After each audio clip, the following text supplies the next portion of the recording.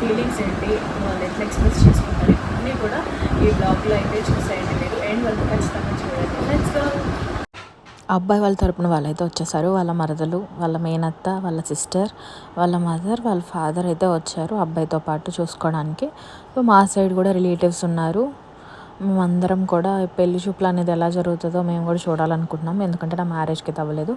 So ఇతనే అనమాట పెళ్లి కొడుకు.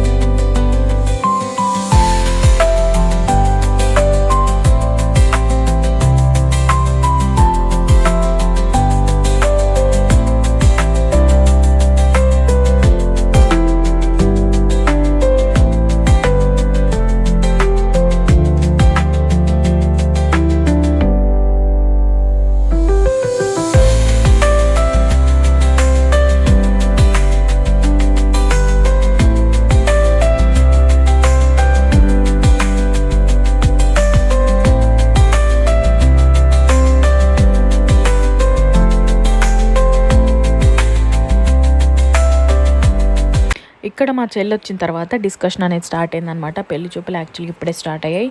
మా బ్రదర్ అయితే అడిగారు, పెళ్లి చూపులకు వచ్చారు కదా, మీరేమైనా అమ్మాయిని అడగాలనుకుంటున్నారా అనే డిస్కషన్ స్టార్ట్ అయిపోయింది. సో ఫన్నీగా చాలా క్వశ్చన్స్ అయితే అడిగారు. దానికి ఇంకా మంచిగా రియాక్ట్ అయ్యి మా చెల్లి మంచిగా సమాధానం ఇచ్చిందనమాట. సిగ్గుపడుకుంటూ చాలా సిగ్గుపడింది. అది ఎందుకు వచ్చిందో షై ఆటోమేటిక్గా వచ్చింది అనుకుంటా ఎగ్జైట్మెంట్లో. సో ఇదంతా కూడా మంచిగా జరిగింది మాకు పెళ్లి చూపులు అనేది. నెక్స్ట్ మ్యారేజ్కి ఏమేమి ఈవెంట్స్ చేయాలనుకుంటున్నాం. నెక్స్ట్ ఇమీడియట్గా మేము ఎంగేజ్మెంట్ పెట్టుకున్నాం కాబట్టి దాని గురించి కూడా మేము ఇక్కడ డిస్కషన్ జరిగింది మాకు. అబ్బాయి వాళ్ళకి అండ్ మాకు వాళ్ళ పేరెంట్స్ మా పేరెంట్స్తో మాట్లాడారు వాటి గురించి. సో ఇదన్నమాట పెళ్లి చూపులు హడావుడి అంతా కూడా చాలా మంచిగా అనిపించింది. ఈ మెమరీస్ అందరికీ ఉండాలి మ్యారేజ్ టైంలో.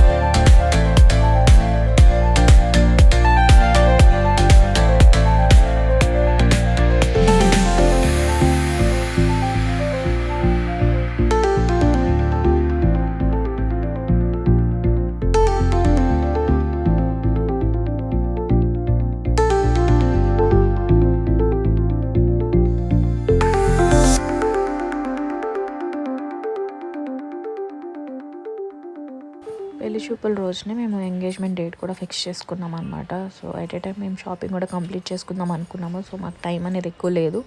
వితిన్ 1 వీక్ స్పాన్ ఆఫ్ టైంలోనే మాకు ఎంగేజ్మెంట్ పెట్టుకున్నాం కాబట్టి. సో శారీ అండ్ రూమ్కి కూడా డ్రెస్ సెలెక్షన్ కోసం అయితే మేము సౌత్ ఇండియాకి అయితే వచ్చేసాము. ఇక్కడ షాప్ చేసి స్టిచ్చింగ్కి ఇవ్వాలి కాబట్టి మాకు టైం పడుతుంది. So this is today's vlog. Thank you guys for watching.